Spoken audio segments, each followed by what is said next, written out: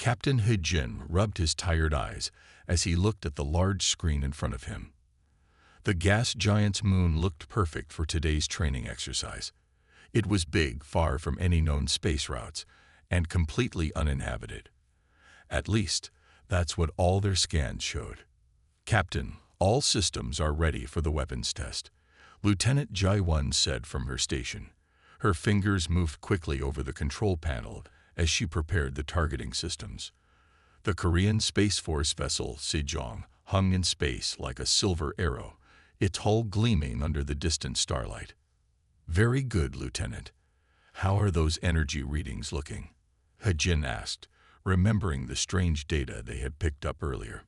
Ji-won checked her screens again. "Still getting some unusual patterns, sir. But it's probably just gas from the planet interfering with our sensors. Nothing to worry about." He-jin nodded slowly. He had learned to trust Ji-won's judgment over their 3 years working together. She was the best weapons officer in the fleet, even though some thought she was too young for her position.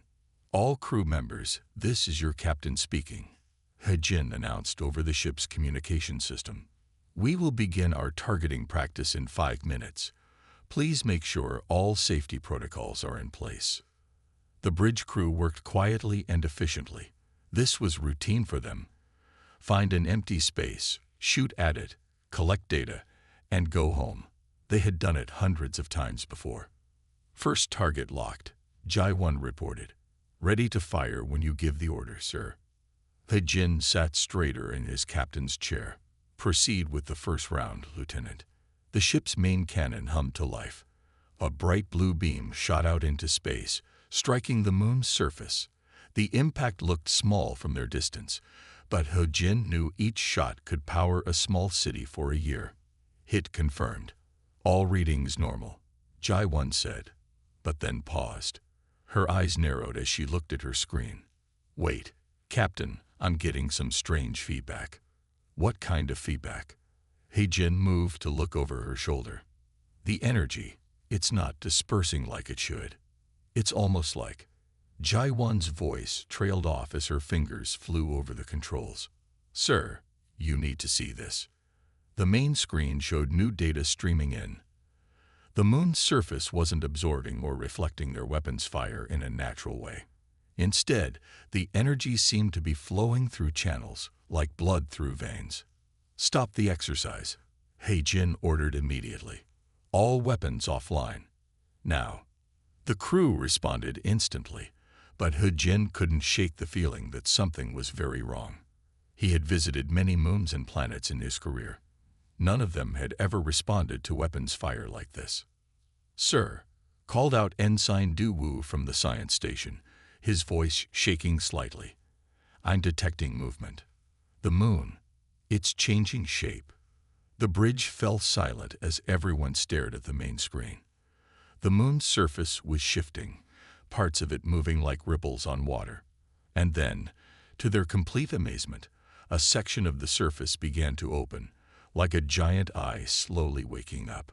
"Send an emergency message to command," He-jin ordered, his mouth dry. Tell them we may have just made first contact, and we did it by shooting at them." As the message was being sent, He-jin couldn't help but think about all the times he had told his crew to double-check their targets. He had never imagined he would need to check if a moon was actually alive. The moon continued to change in front of them, revealing complex patterns and structures that were clearly artificial.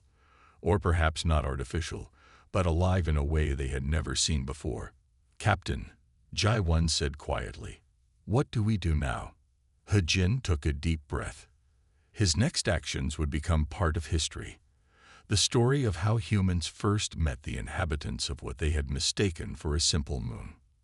"Now, Lieutenant," he said, trying to keep his voice steady, "we prepare to say, we're very, very sorry in as many ways as possible." Deep within the living world sphere, the Mochicat-erpillar High Council gathered in their central chamber. The room glowed with soft bioluminescent light, casting gentle shadows on the worried faces of the council members. Their bodies, resembling a mix between cats and caterpillars, moved restlessly on their cushioned platforms. "The outer shell has been breached," announced head counselor Kehoe, his fur rippling with concern. "Something from space struck us 3 times before stopping." Senior observer Du Yun sat quietly, watching the other council members panic. She had spent the last 5 years studying human broadcasts, learning their languages, and understanding their technology. Now it seemed the humans had found them first, by accident. "We should activate our defense systems," shouted Defense Minister Yi Jun, his tail puffing up in alarm. "We are under attack." Do Yun finally stood up, her gentle voice cutting through the chaos. "No, we are not under attack." Those were training shots from a human vessel. The chamber fell silent. All eyes turned to her, some narrowing in confusion, others widening in surprise. "Humans?" Kehoe asked. "You know about these beings?" Do Yun walked to the center of the chamber, her movements graceful despite her anxiety. "Yes. I have been studying them through their own communications. They are not hostile invaders. They simply did not know we were here." She touched a control panel, and images of human ships and cities appeared in the air around them. "They are explorers, scientists, and warriors. They make mistakes, but they also try to fix them." "How can you be so sure?" Yi Jun demanded, still bristling. "They shot at us." "Because," Du Yun explained patiently, "they stopped firing the moment their sensors detected something unusual. The true attack would have continued. They are probably just as surprised as we are." The council members whispered among themselves, their fur slowly settling as they considered her words. Du Yun brought up more images, showing human peace treaties, scientific missions, and first contact protocols. "Look at their history," she said. "When humans make first contact, they prefer peace. They value knowledge and understanding. Yes, they can be dangerous, but they can also be wonderful allies." Kehoe leaned forward, his whiskers twitching thoughtfully. "You seem to know much about these humans, Du Yun. What do you suggest we do?" "We should contact them," she replied without hesitation. "But we must do it in a way that will not frighten them. Humans are easily startled by things they do not understand." The council chamber filled with nervous murmurs. No one had expected their quiet day to turn into a first contact situation, especially not because someone had mistaken their world for target practice. "Very well," Kehoe decided after a long moment. "Du Yun, you will lead the contact team. But be careful. We do not want any more accidents." Du Yun bowed gracefully, her fur shimmering with excitement and nervousness. "I suggest we send out the butterfly ship. Humans find beauty calming, and they are less likely to be afraid of something they think is beautiful." As the council members filed out to prepare for their first contact with humans, Du Yun stayed behind to study the image of the human ship. She had spent years learning about humans, but she never thought she would meet them like this. "At least," she said to herself, her whiskers twitching with amusement, "this will make an interesting story to tell our children. The day humans mistook our home for target practice, and we decided to make friends with them anyway." Commander Tathi stood before the massive butterfly ship, admiring its beautiful wings that sparkled with every color imaginable. The ship was alive, grown from the same biological technology that made up their world sphere. Its wings stretched out nearly 1/2 kilometer wide, designed to catch the light of distant stars. "Are you sure this is wise?" asked her second-in-command, Bahram. "Making ourselves look so vulnerable." Tathi turned to face him, her cat-like eyes reflecting the shimmer of the ship's wings. Senior observer Du Yun believes that humans respond better to beauty than to strength. I trust her judgment. The launch bay hummed with activity as the final preparations were made. The crew of 20 Mochicat-erpillars moved gracefully through their tasks, their bodies flowing like silk in zero gravity. They had trained for years for first contact scenarios, but no one had expected it to happen because someone used their home for target practice. "All systems are ready," reported the ship's biological systems expert, Nere. "The wings are fully charged with solar energy, and all communication arrays are functioning. Tahi nodded and led her team into the ship. Inside, the walls pulsed with life, covered in soft, bioluminescent patterns that changed color with the crew's movements. Each station was grown specifically for its operator, molding perfectly to their body shape. "Begin launch sequence," Tahi ordered as she settled into her command pod. The ship responded to her voice, its internal systems connecting with her neural sensors. She could feel every part of the ship, as if it were an extension of her own body. The massive doors of the launch bay opened slowly, revealing the human vessel still hanging in space nearby. It looked so different from their own ships. All metal and sharp angles, like a sword pointing into the darkness. "They're tracking us," Bayram reported as the butterfly ship emerged from the world sphere. "Their weapons are powered down, but their defensive shields are at full strength." Tahi purred softly, a sound of approval. "Good. They are cautious but not aggressive. Let's show them we come in peace." The butterfly ship spread its wings fully, creating a spectacular light show as the artificial scales caught and reflected the starlight. They had practiced this display many times, knowing that first impressions were crucial. "Preparing to transmit Du Yan's message," announced the communications officer, Miru. "The Universal Translation Program is ready." Tahi took a deep breath. "Send the message on all frequencies," just as Du Yan instructed. The message was simple but carefully crafted. "Greetings, humans of the vessel Sejong. We are the Mochicat-erpillar people. We understand that you did not mean to fire upon our home. We wish to speak with you peacefully." They waited in tense silence for a response. The human ship remained motionless, its sensors obviously studying their every move. "Commander," Miru called out suddenly. "They're responding."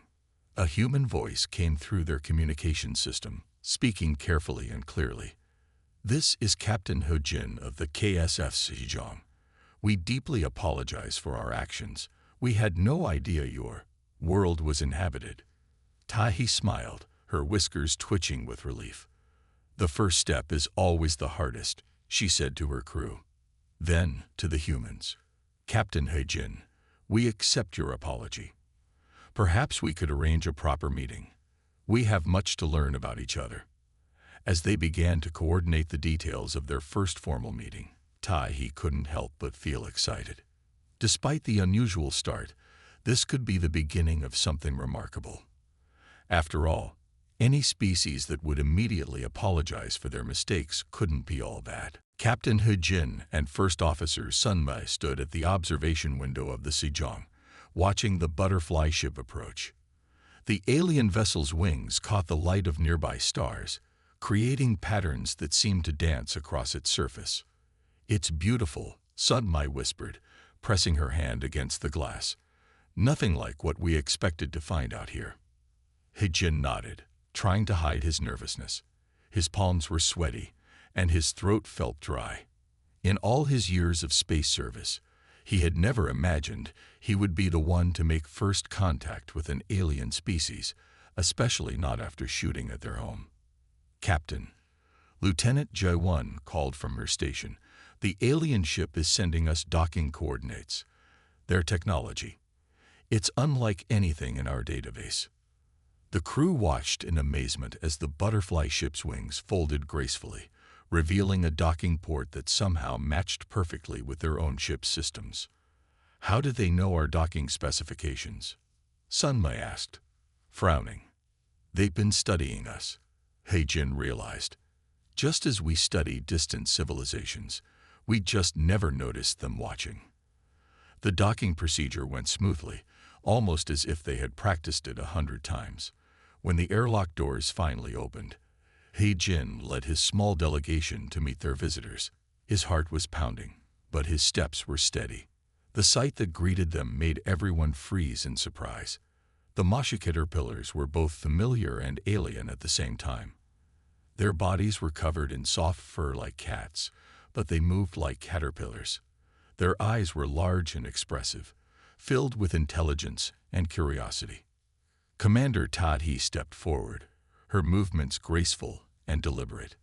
Captain He-jin, she said through a translator device that hung in the air like a floating bubble. Welcome to our ship. He-jin bowed deeply, following the protocol that Sun Mai had quickly established. Commander Tahi, we are honored to meet you, and we are truly sorry about the incident with your home. To everyone's surprise, Tahi made a sound that seemed very much like a laugh. Captain, in our culture, we believe that the most interesting friendships often start with misunderstandings. You have given us quite an interesting story to tell our children. The tension in the room eased immediately. Sun Mai stepped forward, her diplomatic training taking over. Your ship is incredible. We've never seen anything like it. Because you think of ships as machines, Tahi explained, gesturing to the living walls around them. We grow our ships, nurture them, form bonds with them. They are as alive as we are. As they talked, both groups began to relax. The humans were fascinated by the organic technology of the Mochicat-erpillars, while the aliens showed great interest in human engineering and culture. Your weapons, Tahi said carefully, the ones you tested on our home. They are very powerful. He-jin felt his face grow hot with embarrassment. We never meant to. No, Tahi interrupted gently. I meant it as a compliment. Such precision, such control. Perhaps there are things we can learn from each other. As the meeting continued, He-jin realized that what had started as a terrible mistake might turn into something remarkable. The Mochicat-erpillars weren't angry about the weapons test. Instead, they were curious, eager to learn, and surprisingly forgiving. Sometimes, Sun Mai said quietly to her captain, the best friendships start with an apology. He-jin couldn't help but agree. As he watched his crew interact with the Mochicat-erpillars, he saw the future changing before his eyes. A future where humans and aliens could learn from each other, despite their differences, or perhaps because of them. The neutral space station gleamed under the light of distant stars. Inside the main conference room, Dr. Minho could barely contain his excitement as he studied the Mochicat-erpillar delegation through his scientific instruments. The cultural attaché, Yuna, sat beside him, taking careful notes about every movement and gesture their new alien friends made. Their biological structure is remarkable, Minho said quietly to Yuna. They have elements of both mammals and insects, yet they are neither. Their DNA, if we can call it that, follows patterns I have never seen before. Senior observer Du Yun, who had been watching the humans with equal interest, approached their table. Her movements were smooth and graceful, like water flowing over stones. We find your biology equally fascinating, she said through the translator. Especially your ability to adapt to so many different environments without changing your form. The formal meeting had brought together the best minds from both species. The room was filled with scientists, diplomats, and military officers from both sides. Captain He-jin sat at the main table with Commander Tahi, discussing the details of their future relationship. Our world sphere, Tahi explained, pointing to a holographic display, is not just our home. It is a living part of our civilization.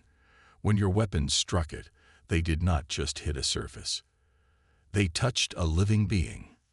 The humans in the room shifted uncomfortably, but Tahi continued with a gentle purring sound that the translator identified as amusement.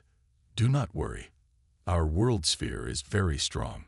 It has survived meteor strikes and solar storms. Your weapons were like small pinches, surprising, but not harmful. Yuna leaned forward, her diplomatic training showing in her careful choice of words. Your ability to create living technology is amazing. How do you do it? Do Yun's fur rippled with pride as she answered. We do not create technology as you do. We grow it. We guide it. Every ship, every building, every tool we use is alive in its own way. They grow and change as we do. The meeting continued for hours as both sides shared information about their societies. The humans learned about the Mochicat-erpillar's philosophy of constant change and growth, while the aliens were fascinated by humanity's determination to explore and understand the universe.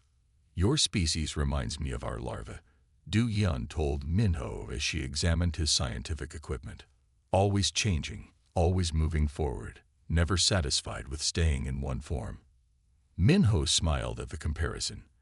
And your species reminds us of our old stories about magic and transformation. Yet here you are, making those stories real through science we barely understand. As the day progressed, both sides began to see the potential in their accidental meeting. The Mochicat-erpillars offered to share their knowledge of biological technology, while the humans proposed exchanges in engineering and space navigation. Perhaps, Hui Jin suggested during the closing statements, we should establish a permanent embassy, a place where both our species can learn from each other. Tahi's eyes sparkled with interest. Yes, but not just an embassy. A place of learning, of growth, of change. After all, is that not what both our species value most? As the meeting ended, Minho looked at his notes and shook his head in wonder. What had started as a terrible mistake was turning into one of the most important scientific and cultural exchanges in human history. And it had all begun because someone had mistaken a living world for target practice. Admiral Sangwon stood before the Korean Space Force High Command, his face stern as he presented his security report. The large screen behind him showed images of the Mochicat-erpillar world sphere and their organic ships. These aliens possess technology we cannot understand or control, he said, his voice firm and unwavering. Their entire civilization is built on biological systems that could pose unprecedented risks to Earth's biosecurity. We must establish strict quarantine protocols immediately. In another part of space, aboard the World Sphere, the Mochicat-erpillar scientists made an equally concerning discovery. Chief researcher Su Bin examined the data readings from the areas where the human weapons had struck their home. The energy patterns were strange, creating unexpected changes in their living technology. The radiation from their weapons is affecting our biological systems, Su Bin reported to the High Council. Not in a harmful way, but in ways we have never seen before. Our living technologies are evolving in response. Back on Earth, Captain Hui Jin faced difficult questions from his superiors. Admiral Sangwon's warnings had created fear and uncertainty among the military leadership. What if their biological technology spreads? Sangwon demanded during a heated meeting. What if it infects our ships, our stations, our planets? We cannot risk exposure to an alien biology we do not understand. Hui Jin stood his ground, though his heart beat faster. Admiral, the Mochicat-erpillars have shown no hostile intent. They forgave us for firing on their home. They want to share their knowledge with us. Precisely my point, Sangwon countered. Their behavior defies normal reaction to an attack. It's too perfect, too convenient. How do we know this isn't part of a larger plan? Meanwhile, on the world sphere, Du Yun received the reports about the radiation effects with growing concern. The changes in their biological systems were spreading, creating new patterns and possibilities they had never imagined. Our home is changing, she explained to Commander Tahi. The human weapons have awakened something in our living technology. We do not know if this change will be good or bad. The situation grew more tense as news spread through both civilizations. Human media reported on the potential dangers of alien biological contamination. The Mochicat-erpillars watched as their world sphere developed new abilities, some of which they couldn't control. Captain Hui Jin and Commander Tai he met privately on the neutral space station to discuss the growing crisis.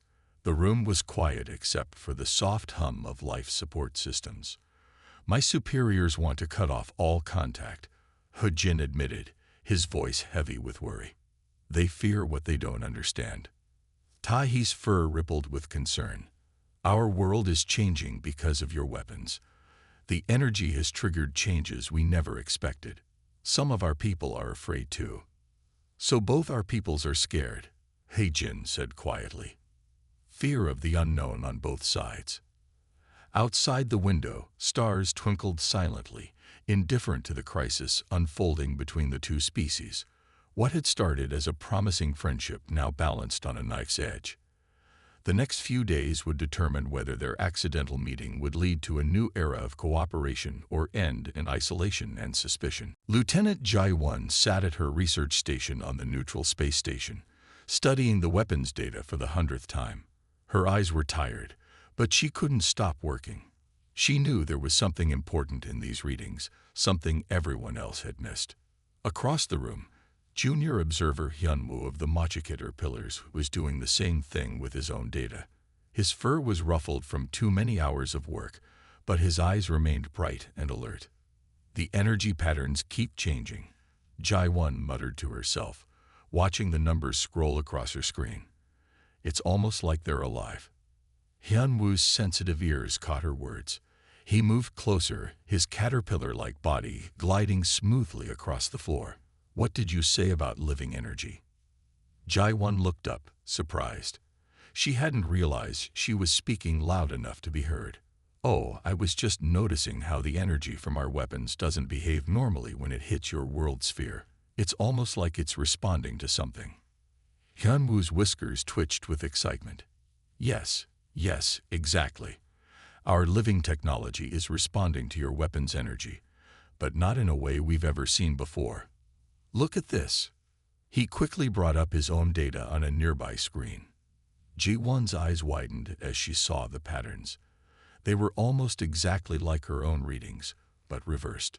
The quantum signatures, she said slowly, her mind racing. They're matching. Your biological systems and our weapon energy. They're syncing up somehow. Both scientists began working together, comparing their data.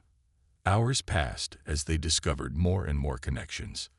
Their excitement grew with each new finding. It's quantum entanglement, Jai-1 finally announced, standing up so quickly her chair rolled backward. But not like anything we've seen before. Your living technology isn't just being affected by our weapons. It's forming a permanent link with them. Hyunwoo's entire body wiggled with excitement, a sign of extreme happiness in his species. This is why our world sphere is changing. It's not being damaged. It's adapting to your technology, creating new pathways for energy to flow. They quickly called their superiors. Soon, Captain He-jin and Commander Ta-hee arrived at the research station. Admiral Sang-won joined through a secure video link, his face stern but curious. Explain this again, He-jin asked, looking at the complex data displays. In simple terms, Jai-1 took a deep breath. Sir, when our weapons hit their world sphere, they didn't just release energy. They created a quantum bridge between our technology and their living systems. The two are learning from each other, growing together. It's like a dance, Hyunwoo added, his translator working smoothly. Your energy and our biology are teaching each other new ways to move, new ways to exist. Admiral Sang-won's frown deepened. And this is safe. More than safe, Jai-1 replied confidently. This could be revolutionary. Imagine weapons that could heal instead of harm, ships that could repair themselves, technology that could adapt and grow like a living thing, but with the precision and control of our engineering. Commander Ta-hee's fur rippled with approval, and biological systems that could harness and direct energy with the efficiency of human technology. The possibilities are endless. As the implications of their discovery sank in, the mood in the room changed. What had seemed like a crisis was transforming into an opportunity. They hadn't just discovered a problem. They had stumbled upon a whole new field of science, one that could only exist because humans had mistaken a living world for target practice. 1 year after the accidental first contact, the human Mochicat-erpillar Joint Research Institute stood completed. The building itself was a perfect blend of both civilizations. Parts of it were grown from living material, while others were built with traditional human engineering. The walls seemed to breathe and shift, yet they held the strength of steel. He-jin, now wearing the uniform of a liaison officer, walked through the main hall with Du-yeon beside him. They stopped to watch a group of human and Mochicat-erpillar scientists working together at a research station. Sometimes I still can't believe this all started because we mistook your home for target practice, He-jin said, shaking his head with a smile. Du Yun's fur rippled with amusement. The best discoveries often come from mistakes. Look at what we've achieved together in just 1 year. They continued their tour, passing laboratories where scientists from both species studied the quantum links between human technology and Mochicat-erpillar biology. In one room, Lieutenant Jae-won and junior observer Hyun-woo led a team developing new medical equipment that combined human precision with living tissue. The healing pods are ready for testing, Jae-won reported excitedly. We've successfully merged our energy-focusing technology with their biological repair systems. These pods could heal injuries in hours instead of weeks. In another section of the institute, engineers were working on a new type of spaceship. The vessel would have a metal frame like human ships, but filled with living systems that could repair damage and adapt to space conditions. Commander Ta-hee supervised the project, her expertise in both traditional and living ships proving invaluable. Admiral Sang-won visited last week, Ho-jin told Du-yeon as they watched the ship's construction. He admitted he was wrong about the dangers. Seeing our technologies working together changed his mind completely. Du-yeon nodded. Fear of the unknown is natural. The important thing is learning to move past that fear. Our peoples have done that remarkably well. They entered the Institute's central chamber, where a holographic display showed the Mochicat-erpillar world sphere. The areas where the human weapons had struck now glowed with a special light, marking the spots where the quantum bridges had first formed. The changes have stabilized, Du-yeon explained, pointing to the glowing areas. Our world sphere has integrated the new energy patterns completely. It's stronger now than ever before. Hae-jin looked at the display thoughtfully. We came so close to letting fear and suspicion drive us apart. If Jae-won and Hyun-woo hadn't made their discovery. But they did, Du-yeon interrupted gently. Because both our peoples value curiosity and learning more than we fear differences. That is why we will continue to grow stronger together. The day ended with a ceremony celebrating the Institute's first anniversary. Human and Mochicat-erpillar officials gathered in the main hall, which had been decorated with both earth flowers and bioluminescent plants from the world sphere. 1 year ago, Ho-jin said in his speech, we made what could have been a terrible mistake. Instead, it became the beginning of an amazing friendship. We learned that sometimes the best way to make progress is to admit our mistakes and be open to new possibilities. Commander Ta-hee spoke next, her words translated perfectly by the new quantum-linked communication systems. Our two peoples are different in many ways, but we share the most important qualities: curiosity, creativity, and the desire to learn and grow. Together, we will explore the stars and discover wonders neither of us could have found alone. As the celebration continued, Hae-jin looked around at the mixing of humans and Mochicat-erpillars, at the blend of technologies and ideas, and smiled. What had started with an embarrassing mistake had grown into something extraordinary. It was proof that in the vast universe, the best partnerships often begin in the most unexpected ways.